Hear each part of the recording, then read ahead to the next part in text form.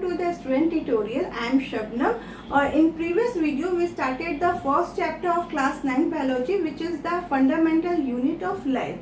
In last video we studied the introductory part of this chapters. Now come to the second part, which is a cell definition. Here today we study the two things in this chapter. First is cell definition and second is a cell discovery. Both are very important. So let's start the video. Okay, तो now क्या होता है cell definition, cell क्या होता है उसके बारे में हमें जानना ज़रूरी है. तो सेल जो होता है, फर्स्ट हम इसका डिफिनेशन देख लेते हैं कि what is cell. The cell is the basic structures and functional unit of living organism. तो here two thing is very important. First is structural and functional. Okay, तो यहाँ पे दो चीज को देखना होगा कि क्या स्ट्रक्चरल क्या होता है और फंक्शनल क्या होता है. दोनों को पहले समझना होगा. स्ट्रक्चरल मीन्स कि कोई भी चीज, जैसे मैंने लास्ट वीडियो में आपको एक पर्ल का एग्जांपल दिया था ना. तो एक पर्ल जो होता है वो खुद को पूरी तरह से कंप्लीटली डिफाइन करता है. वो एक कंप्लीट पूरा स्ट्रक्चर होता है. ओके, आप उसको देख के बोलेंगे कि ये पर्ल है. उसको किसी भी और चीज की जरूरत नहीं होती जिससे वो कंप्लीट हो. वो खुद में एक कंप्लीट स्ट्रक्चर होता है. तो cell is just like that. वो भी एक पूरी तरह से कंप्लीट स्ट्रक्चर है. ओके, देन फंक्शनल, जैसे कि we are a multi cellular organism. We made by the millions of cell. Okay, तो हम लोग जो है मल्टी सेलुलर ऑर्गेनिज्म है. हमारा जो सेल है, हमारा जो बॉडी है, that is a complex body. हमारे बॉडी में तरह तरह के ऑर्गन्स है. हर ऑर्गन्स अलग अलग फंक्शन को करता है. हर फंक्शन को अलग अलग करता है. ये नहीं कि सांस पूरी बॉडी कहीं ना कहीं से सांस ले. सांस के लिए एक ऑर्गन्स डिफाइन है जो है रिस्पिरेटरी ऑर्गन्स. डाइजेशन के लिए एक ऑर्गन्स डिफाइन है, that is a digestive organs. Okay, reproductive organs, ये जो सर्कुलेटरी ऑर्गन्स जो ब्लड को पंप करता है. तो ऑल जो फंक्शन है हमारे बॉडी का अलग अलग ऑर्गन्स करते हैं. अंडरस्टैंड. तो this cell is also a functional unit. इस सेल जो होता है वो खुद ही, जैसे हम तो मल्टी सेलुलर, बट जो यूनिसेलुलर ऑर्गेनिज्म होते हैं they are made by a single cell.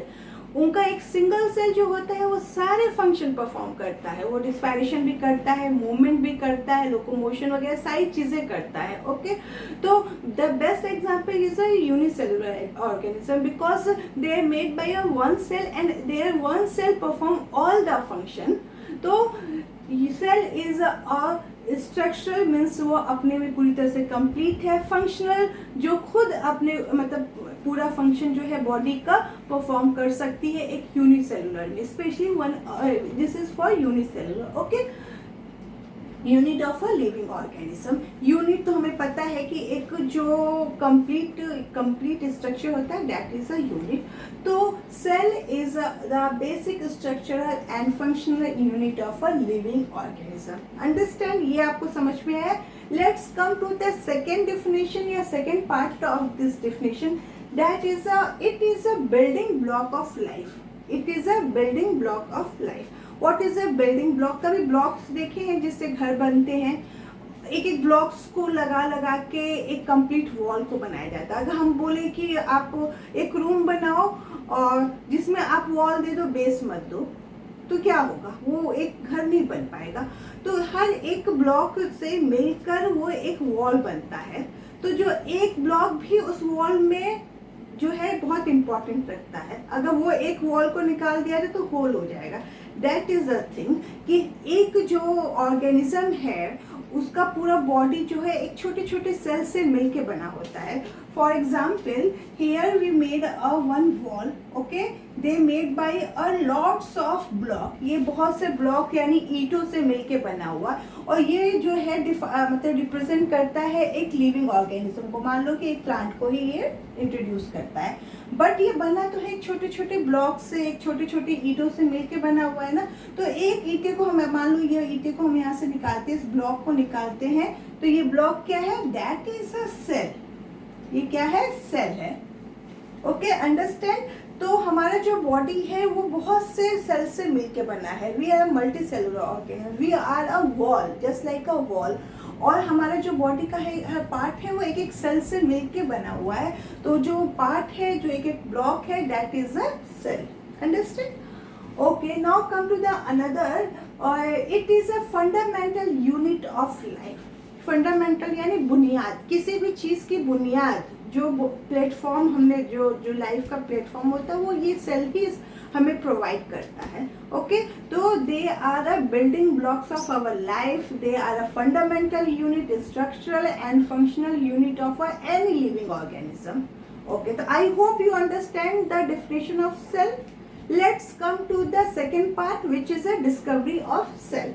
So first discovered by Robert Hooke in 1665, observed in a cork obtained from the bark of tree. Cork क्या होता है? जो एक ट्री का outer most part होता है, बहुत वुडन सा हार्ड सा पार्ट होता है, देखा ना? तो वो जो होता है कॉर्क होता है। That is a dead part, वो एक लिविंग ऑर्गेनिज्म नहीं होता है, वो एक डेड पार्ट होता है उस ट्री का।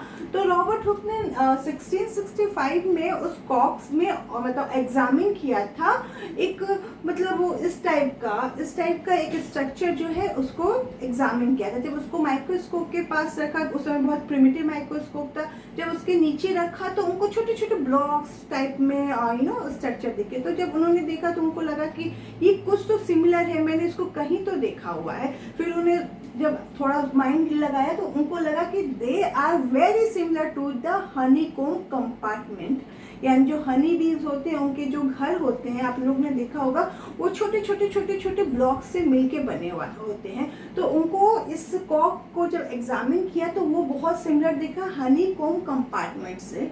ओके, तो ये जो है सेल को उन्होंने फिर उस टाइम लैटिन वर्ड्स में इसको नाम दिया a little room, a little room या एक compartment, that is a cell.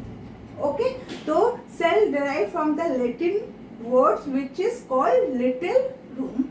Understand? This is the first discovery of cell which is given by the Robert Hooke in 1665. Okay, or in a cork. Now come to the another discovery. Leeuwenhoek discovered this cell in a free living cells which is found in a pond water. ये तो था कि dead चीज में था, but लेवेनहुक जो थे उन्होंने इसको एक लिविंग थिंग्स में एग्जामिन किया और वो पॉन्ड वाटर में मिला 1674 में। यानी जो डिस्कवरी है वो आगे जैसे जैसे साइंटिस्ट आए उसमें कुछ ना कुछ चेंजेस हुआ और कुछ ना कुछ नई चीजें मिली। तो दैट्स अ थिंग मतलब जो यहाँ पे दिया हुआ है। Then come to the Robert Brown. उसके बाद रॉबर्ट ब्राउन आए in 1831। he discovered the nucleus. We know that कि सेल में जो ये पार्ट होता है इसको न्यूक्लियस कहते हैं। ये सेल का पार्ट होता है, हम आने वाले वीडियो में इसको भी पढ़ेंगे। ओके, तो उन्होंने न्यूक्लियस को प्लांट में एग्जामिन किया। Then come to the J.E. Purkinje। इन्होंने डिस्कवर किया प्रोटोप्लास्ट इन 1839। ओके, देन इन सब के बाद एक सेल थ्योरी आई। सेल थ्योरी में भी कुछ चीजें नई आई जो लोगों को पता चली। Cell theory is given by two biologist which is Schleiden and Schwann in 1838 and 1839।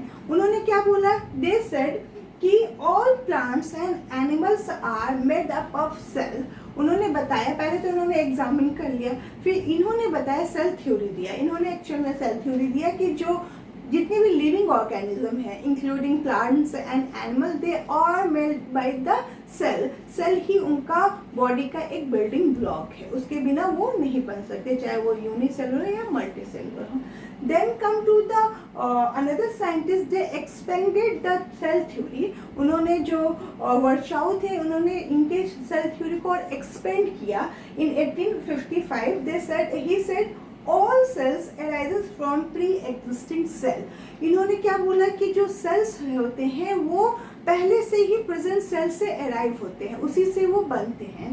Pre existing में जिनका पहले से ही कोई अस्तित्व रहा हो उसी से वो बनते हैं। और जैसे फॉर एग्जांपल कि अगर हम कोई प्लांट लगाते हैं तो अगर जैसे रोज प्लांट लो, वहाँ पे उसमें हमने कलम कट किया या जो कटिंग करके कलम को लगाते हैं तो उससे हमको दूसरा एक प्लांट मिल जाता है। या फिर हम सीड डालते हैं या कोई नया प्लांट उगाते हैं तो कैसे उगाते हैं? किसी नए मतलब पुराने जो प्लांट्स होते हैं उन्हीं के किसी पार्ट को यूज करके हम एक नया प्लांट लगाते हैं, चाहे वो कलम को कट करके हो, चाहे किसी का सीड डाल के हो, चाहे किसी भी प्रोसेस से हो, बट वो हम प्री एग्जिस्टिंग चीज से ही एक नया चीज बनाते हैं।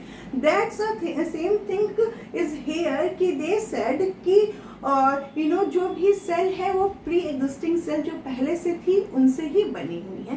तो इन्होंने शॉन और सेल्डन के जो थ्योरीज थी उसको एक्सपेंड करके अपना एक नया इसमें इंक्लूड किया कि all cell arises from the pre existing cell. Okay, तो this two topic we have covered now. First is cell definition and second is the discovery of cell. ये दो टॉपिक हमारा आज कंप्लीट हो गया। In another video we started the another new topic which is a parts of the cell. Okay, तो I hope आप लोग को ये पूरी तरह से समझ में आ गया हो। अगर कुछ डाउट्स हो तो प्लीज कमेंट बॉक्स में हमें जरूर बताएं। Thank you for watching.